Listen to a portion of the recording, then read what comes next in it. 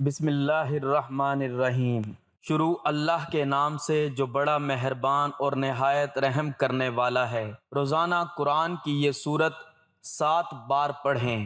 رشتہ دار پوچھیں گے اولاد نے اتنی ترقی کیسے کی؟ رزق، مال اور دولت سے پورا گھر بھر جائے گا۔ تمام آفتیں، مصیبتیں، بیماریاں ختم ہو جائیں گی۔ محترم ناظرین، روزانہ 7 بار یہ سورت پڑھ لیں۔ گھر میں جہاں دیکھیں گے ہر طرف سے رزق ہی رزق آنا شروع ہو جائے گا۔ محترم ناظرین، آج ہم آپ کو حلال دولت حاصل کرنے کے حوالے سے ایک ایسی سورت کا عمل بتانے جا رہے ہیں جس کو پڑھنے سے انشاءاللہ آپ کی دولت حاصل کرنے کی پریشانی ختم ہو جائے گی، اور اس سورت کی برکت سے انشاءاللہ آپ کو بہت زیادہ دولت ملنا شروع ہو جائے گی۔ ناظرین، ایک بات زندگی میں ہمیشہ یاد رکھیے گا کہ دعا ہمیشہ اس وقت قبول ہوتی ہے جب انسان حلال رزق کماتا ہے اور حلال رزق کھاتا ہے۔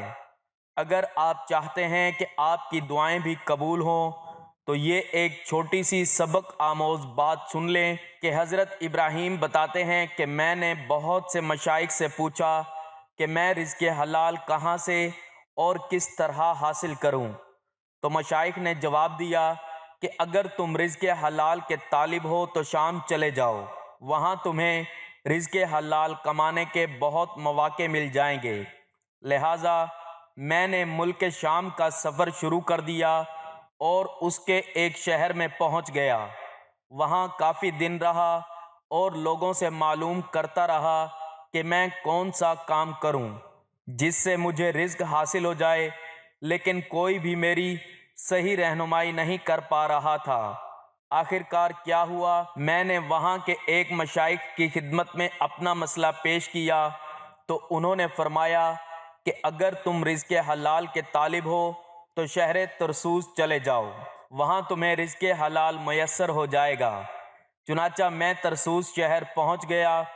میں وہاں رزق حلال کی تلاش میں گھومتا پھرتا رہا۔ ایک دن میں سمندر کے ساحل پر پہنچ گیا تو وہاں ایک شخص میرے پاس آیا اور کہنے لگا، مجھے اپنے انگور کے باغ کی دیکھ بھال کرنے والے ایک انسان کی ضرورت ہے، کیا تم اجرت پر میرے باغ کی دیکھ بھال کر سکتے ہو؟ تو میں نے کہا، جی ہاں، میں تیار ہوں۔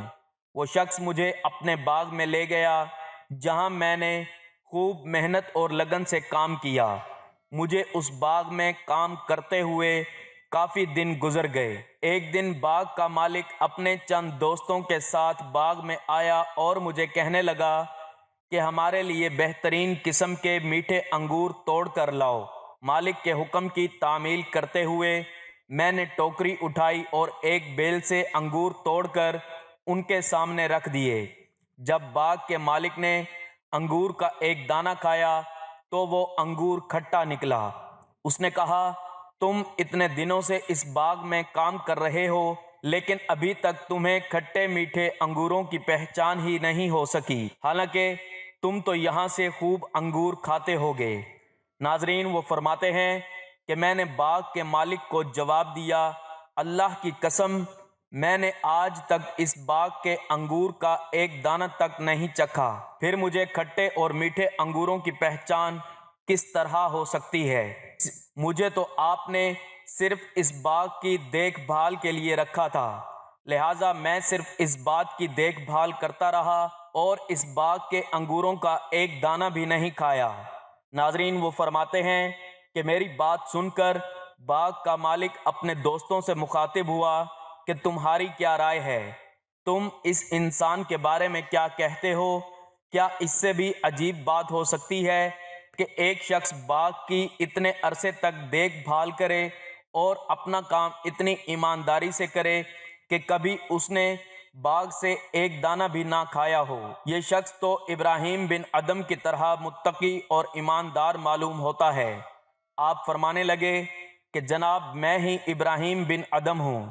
تو آپ کی اس ایمانداری کے بارے میں سنتے ہی سب حیران رہ گئے کہ اتنا ایماندار، متقی اور پرہیزگار انسان اس باغ میں اتنی ایمانداری سے کام کر رہا ہے۔ سبحان اللہ۔ ناظرین، رزق حلال ہو تو ایسا کہ اتنا عرصہ باغ میں رہنے کے باوجود بھی مالک کی اجازت کے بغیر انگوروں کا ایک دانہ بھی نہ چکھا۔ اللہ پاک سے دعا ہے کہ اللہ پاک ہم سب کو رزق حلال کمانے اور رزق حلال کھانے کی توفیق عطا فرمائے، آمین۔ نبی کریم صلی اللہ علیہ وآلہ وسلم نے ناظرین جس طرح بہت سے ایسے اعمال ارشاد فرمائے ہیں جن پر عمل کر کے ہم کم وقت میں زیادہ ثواب کما سکتے ہیں، اسی طرح ایسے اعمال بھی بیان فرما دیے جن پر عمل کر کے ہم ثواب کمانے کے ساتھ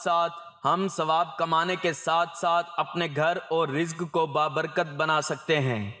اللہ رب العزت فرماتا ہے کہ اگر تم اللہ کی نعمتوں کو شمار کرنا چاہو تو انہیں پورا شمار نہ کر سکو گے، بے شک اللہ بڑا بخشنے والا نہایت مہربان ہے۔ ناظرین، اللہ نے ہمیں زندگی میں لاتعداد نعمتوں سے نواز رکھا ہے۔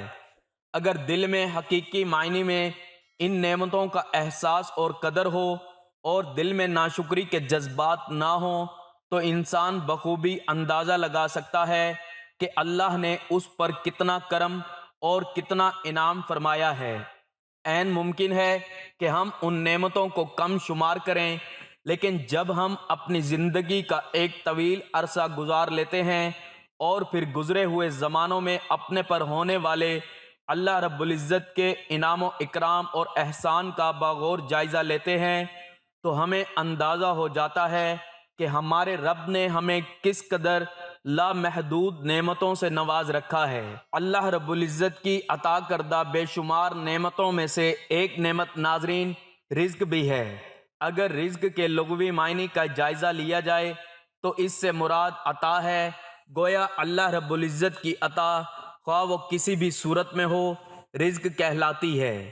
یہ عطا دنیاوی بھی ہو سکتی ہے، اخروی اور روحانی بھی ہو سکتی ہے۔ انسان کے روح سے معیشت، مال و دولت کی فراوانی، آسائش، اولاد، علم نافع، عمل صالح، یہ سب رزق کی مختلف صورتیں ہیں۔ صوفیہ کرام کا نظریہ بھی یہی ہے کہ اللہ رب العزت ان پر انوار و تجلیات کی جو بارش کرتا ہے اور علم و عرفان کی صورت میں نعمت عطا کرتا ہے وہ بھی رزق ہے۔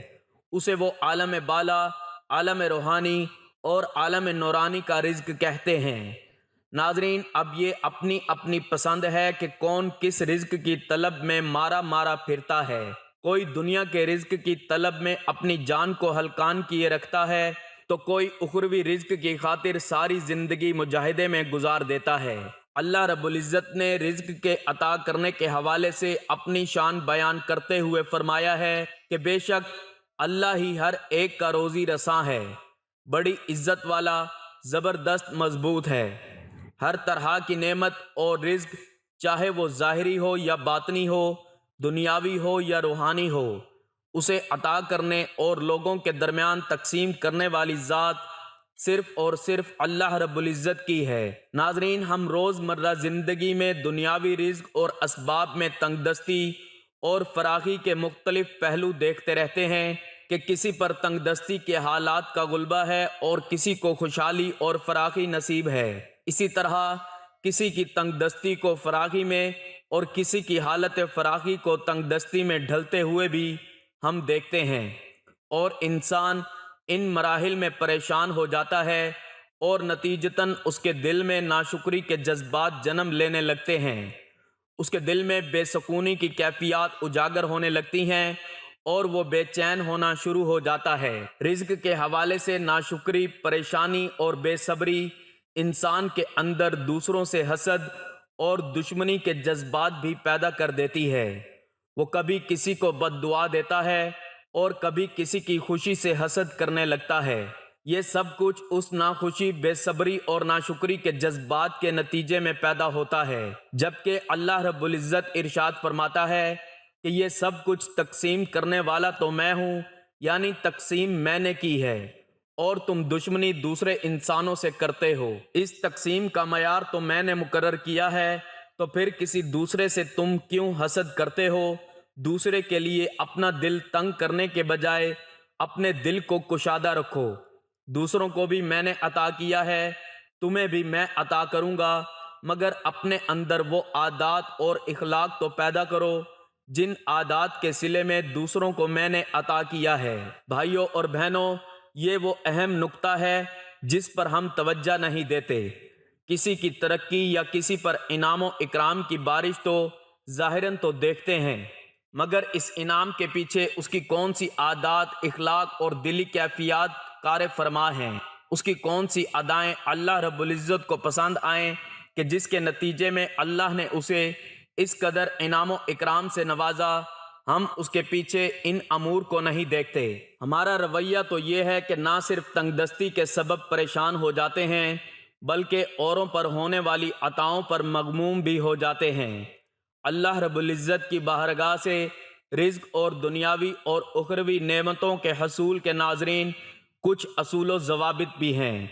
آئیے ان امور کا تذکرہ کرتے ہیں کہ اگر انہیں اسلام کی تعلیمات کی روشنی میں دنیاوی محنت کے ساتھ اپنا لیا جائے تو اللہ رب العزت اس دنیا میں ہمیں آسانی مرحمت فرمائے گا اور مشکلات سے خلاصی اور نجات عطا فرمائے گا۔ ناظرین، ان میں سے کئی امور ایسے ہیں جن کی طرف ہم توجہ نہیں دیتے بلکہ انہیں اتنا چھوٹا سمجھ لیتے ہیں کہ انہیں نظر انداز کر دیتے ہیں۔ قرآن مجید اور احادیث میں ایسے امور اور اعمال کا تذکرہ آیا ہے کہ انسان پر دنیاوی محنت کے ساتھ ساتھ روحانی محنت بھی لازم ہے۔ اگر جسمانی اعمال کے ساتھ روحانی احوال بھی سنوار لیں گے تو اللہ رب العزت ہمیں دنیا میں فراخی اور آسانی عطا فرمائے گا۔ اللہ رب العزت کی بارگاہ سے دنیاوی اور اخروی نعمتوں کے حصول کا پہلا اصول ناظرین شکران نعمت ہے۔ اللہ رب العزت نے فرمایا، اگر تم شکر ادا کرو گے تو میں تم پر نعمتوں میں ضرور اضافہ کروں گا، یعنی اگر تم نے نعمتوں کا شکر ادا کیا اور انہیں صحیح مصرف پر خرچ کیا تو میں تمہیں اور زیادہ نعمتیں عطا کروں گا۔ اللہ رب العزت نے ایک قانون عطا کر دیا کہ دوسروں پر نعمتوں کی بہار دیکھ کر زیادہ پریشان نہ ہوا کرو اور ان کو دیکھ کر دل تنگ نہ کیا کرو، بلکہ نعمتوں کے پیچھے چھپے اس راز پر غور کیا کرو اور میری رضا اور خوشنودی کو طلب کیا کرو تاکہ میں تم پر بھی انعام و اکرام کی بارش کر سکوں۔ ناظرین، حصول رزق کے لیے انسان کا قناعت کرنا اور اطمینان رکھنا بھی انتہائی ضروری ہے۔ احادیث مبارکہ میں ہے کہ جب بچہ ابھی ماں کے پیٹ میں ہی ہوتا ہے تو اللہ اس بچے کے حوالے سے ایک فرشتوں کو 4 باتوں یعنی اس کے عمل، اس کے رزق، اس کی مدت زندگی اور اس کے نیک اور بد اعمال لکھنے کا حکم دے دیتا ہے۔ ناظرین، توجہ طلب بات یہ ہے کہ ان 4 امور میں اس کا رزق بھی شامل ہے۔ اللہ رب العزت نے کیا کچھ، کتنا، کب اور کیسے دینا ہے، یہ سب کچھ جب وہ ذات لکھ دیتی ہے تو پھر دنیا میں جھگڑے کی کوئی وجہ نہیں رہتی کہ فلاں شخص نے میرا نقصان کر دیا یا فلاں شخص نے میرے لیے سازش کی یا فلاں شخص نے میرے مال کو نقصان پہنچایا۔ جو کچھ بچنا ہے وہ بھی نصیب سے بچنا ہے اور جو کچھ ضائع ہونا ہے وہ بھی نصیب سے ضائع ہونا ہے۔ لہٰذا اس پر اللہ رب العزت کے حضور اپنے دل میں اطمینان رکھا کریں، لیکن تدبیر بھی لازمی کیا کریں کیونکہ وہ حکم شرعی ہے۔ لیکن تدبیر کے نتیجے میں پھر جو کچھ بھی رونما ہو جائے اس پر اپنے دل کو راضی کرنا ہے۔ جب ہم اپنے دل میں اطمینان پیدا کر لیں گے تو اللہ رب العزت بھی ہم سے راضی ہو جائے گا۔ رزق کی تقسیم یقیناً اللہ رب العزت فرماتا ہے کہ کس کو کم اور کس کو زیادہ دینا ہے۔ اگر کسی کو اللہ رب العزت زیادہ دے دے اور اس کے دل میں خیال آئے کہ شاید مجھ پر اللہ کا کرم ہے تو اس حوالے سے بھی ناظرین یہ بات ذہن میں رکھیے کہ اللہ رب العزت کبھی کسی کو دے کر آزماتا ہے اور کبھی کسی کو نہ دے کر آزماتا ہے۔ انسان خیال کرتا ہے کہ مجھے کم کیوں دیا ہے، کم اس لیے دیا ہے کہ عین ممکن تھا کہ ہم مال و دولت کی فراوانی میں یوں گم ہو جاتے کہ کسی مرحلے پر اپنے ایمان سے بھی ہاتھ دھو بیٹھتے۔ ہم اس مال و دولت کی فراوانی کو سنبھال ہی نہ پاتے اور لوگوں کے ساتھ زیادتی اور ظلم کا ارتکاب کر بیٹھتے۔ ہم نہیں جانتے کہ اللہ رب العزت کا مقصد کیا تھا کہ اس نے اس بڑی تکلیف اور آزمائش سے بچانے کے لیے چھوٹی تکلیف دے کر اپنے بندوں کو محفوظ فرما لیا۔ اللہ رب العزت فرماتے ہیں کہ کیا وہ لوگ یہ گمان کرتے ہیں کہ ہم جو دنیا میں مال و دولت کے ذریعے ان کی مدد کر رہے ہیں، یعنی وہ اس بات کو نہیں سمجھتے کہ اللہ پاک نے یہ معاملہ کیوں فرمایا ہے، حالانکہ یہ معیشت کی تقسیم کم یا زیادہ، رزق میں تنگی یا خوشحالی، یہ تمام امر الہی سے ہے، اور ہم یہ نہیں جانتے کہ اللہ نے ایسا کیوں کیا ہے، لیکن ہمیں اس بات کی تلقین کر دی گئی ہے کہ اللہ رب العزت کی عطا پر راضی ہونا سیکھیں۔ جب بندہ اللہ کی رضا پر راضی ہو جاتا ہے تو وہ ذات بندے کو ان تکالیف اور ان پریشانیوں سے نجات فرما دیتی ہے۔ بھائیوں اور بہنوں، رزق میں اضافہ اور فراوانی کا تیسرا اصول اور ذریعہ دعا ہے۔ قرآن مجید کی ایک آیت اور احادیث مبارکہ میں صراحتاً موجود ہے کہ انسان کو ملنے والی ساری عطائیں یا خوشحالی، تنگ دستی، آزمائش، فراوانی، سب کچھ اللہ رب العزت نے لکھا ہوا ہے۔ جب سب کچھ اسی کا عطا کردہ ہے تو پھر ہر پریشانی کا علاج دنیا میں جھگڑنے میں ہے، اور نہ ہی کسی کے لیے دل کو تنگ کرنے میں ہے، نہ کسی کی غیبت کرنے میں ہے، اور نہ کسی کے بارے میں بری بات کہنے میں ہے، بلکہ ہر مسئلے کا حل اسی کے حضور سجدہ ریز ہو کر دعا کرنے اور اسی مالک حقیقی سے مانگنے میں ہے کہ مولا مجھے بھی عطا فرما، میری تکلیفوں کو بھی دور فرما اور میری آزمائش کو بھی حل فرما۔ قرآن مجید و احادیث مبارکہ میں بزرگان دین اور مفسرین کا اتفاق ہے کہ دنیا کی ہر پریشانی، آزمائش، تکلیف، ہر مالی تنگی کا علاج توبہ اور استغفار میں ہے۔ مفسرین کی اس دلیل کے طور پر درج ذیل آیت مبارکہ پیش کرتے ہیں، جس میں ارشاد باری تعالیٰ ہے کہ پھر میں نے کہا کہ تم اپنے رب سے بخشش طلب کرو، بے شک وہ بڑا بخشنے والا ہے، وہ تم پر بڑی زوردار بارش بھیجے گا اور تمہاری مدد اموال اور اولاد کے ذریعے فرمائے گا، اور تمہارے لیے باغات اگائے گا اور تمہارے لیے نہریں جاری کر دے گا۔ ناظرین، بہت سارے اعمال اور پریشانیاں ایسی ہوتی ہیں کہ بندہ سوچتا ہے کہ اتنے سال ہو گئے مگر اولاد نہیں ملی، اتنے سال ہو گئے مگر میری مالی مشکلات حل نہیں ہوئیں۔ ان مشکلات کو مد نظر رکھتے ہوئے اگر ایک لمحہ ہم اپنے اعمال کی طرف بھی نگاہ کر لیں تو ہمیں معلوم ہو جائے گا کہ کوئی ایسا عمل ہے کہ جس پر مجھے توبہ کی حاجت ہے، کچھ تو میری زندگی میں ایسا ضرور ہے کہ جس پر ابھی میں نے اللہ رب العزت کے حضور توبہ استغفار نہیں کیا اور اس کے حضور مناجات نہیں کی، جس کی وجہ سے یہ بندشیں نہیں ہٹیں۔ اس آیت میں اسی امر کی طرف توجہ مبذول کروائی گئی ہے کہ اگر تم توبہ کر لو تو اللہ بڑا بخشنے والا ہے، اور اس کے نتیجے میں اللہ تمہیں فراوانی، آسائشیں اور آسانیاں عطا فرمائے گا اور مشکلات دور فرما دے گا۔ ناظرین، سیدنا امام حسن بصری رحمۃ اللہ علیہ کی بارگاہ میں 4 اشخاص آئے۔ ان میں سے ایک نے اپنی مشکل بیان کی کہ ہمارے یہاں بہت قحط سالی ہے، دوسرے نے کہا کہ ہمارے یہاں تنگ دستی ہے، تیسرے نے کہا کہ حضور اولاد نہیں ہے، چوتھے نے کہا کہ میرا باغ خشک ہو گیا ہے، پھل نہیں دیتا۔ آپ نے چاروں سے فرمایا کہ جاؤ اور اللہ کے حضور توبہ کرو اور اس سے معافی مانگو۔ آپ کے ساتھیوں میں سے کسی نے کہا کہ حضرت یہ 4 الگ الگ مسائل تھے، لیکن آپ نے چاروں کو ایک ہی وظیفہ بتا دیا کہ جا کر اللہ سے معافی مانگو۔ بھلا اس کا کیا مطلب ہے؟ تو آپ نے فرمایا کہ میں نے ان سے یہ اپنی طرف سے نہیں کہا بلکہ قرآن کا حکم فرمایا ہے۔ پھر آپ نے ایک آیت کی تلاوت فرمائی اور کہا کہ ان لوگوں کے تمام مسائل کا حل ان آیات کے اندر توبہ کی صورت میں مذکور ہے۔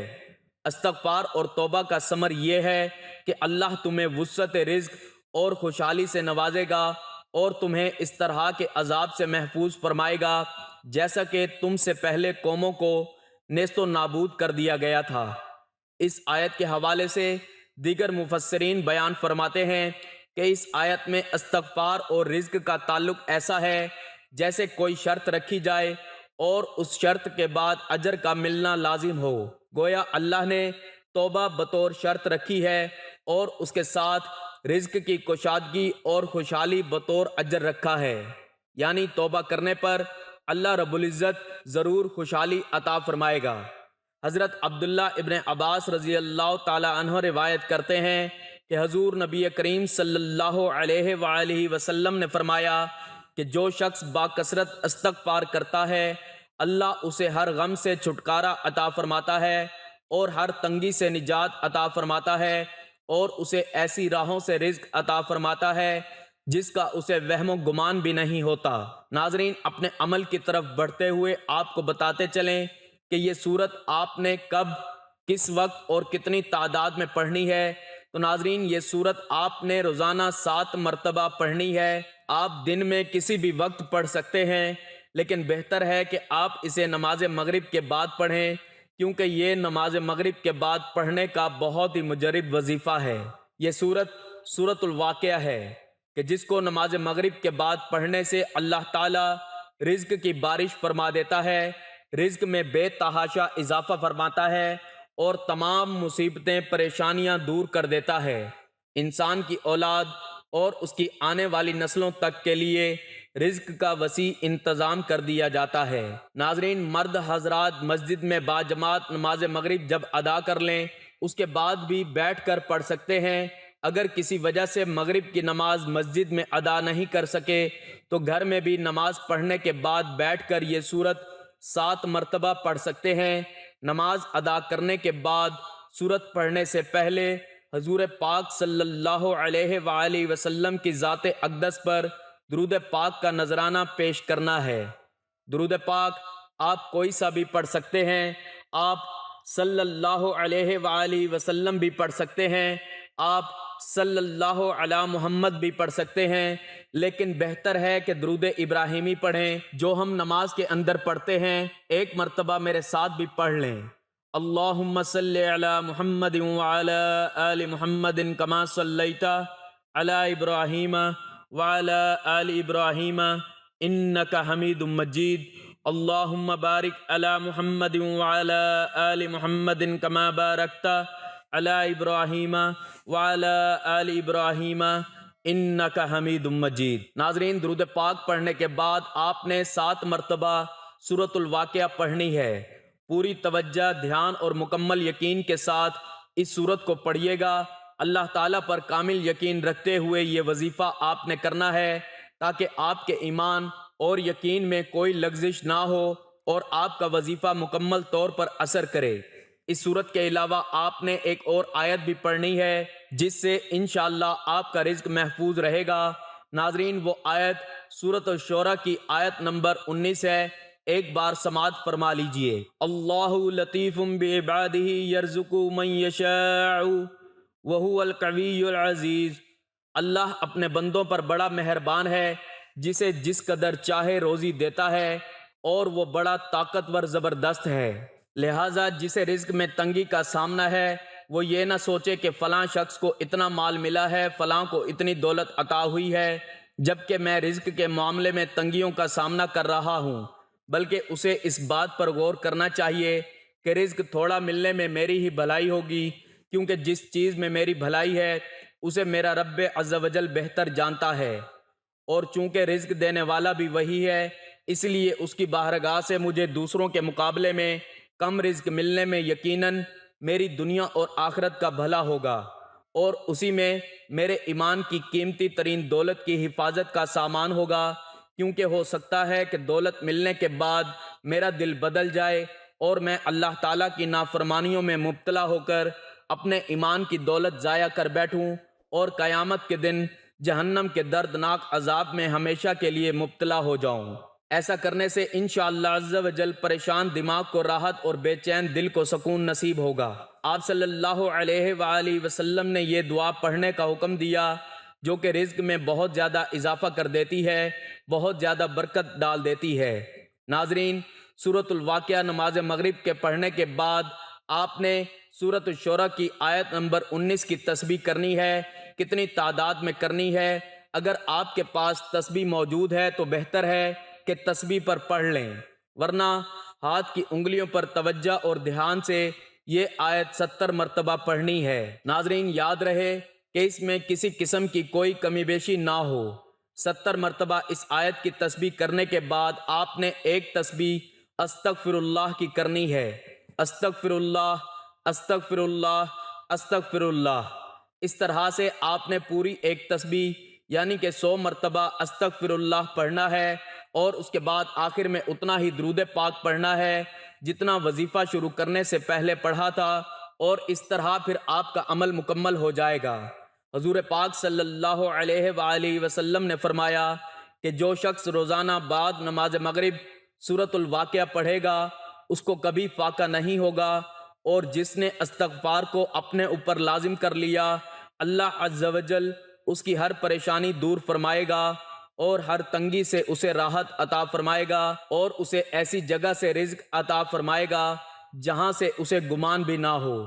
ناظرین، اللہ رب العزت سے دعا ہے کہ اللہ رب العزت میرا سنانا اور آپ کا سننا اپنی بارگاہ میں قبول و منظور فرمائے، آپ کی اور میری اور تمام مسلمانوں کی تمام جائز حاجات کو پورا فرمائے، تمام مشکلات کو، تمام تنگ دستیوں کو دور فرمائے۔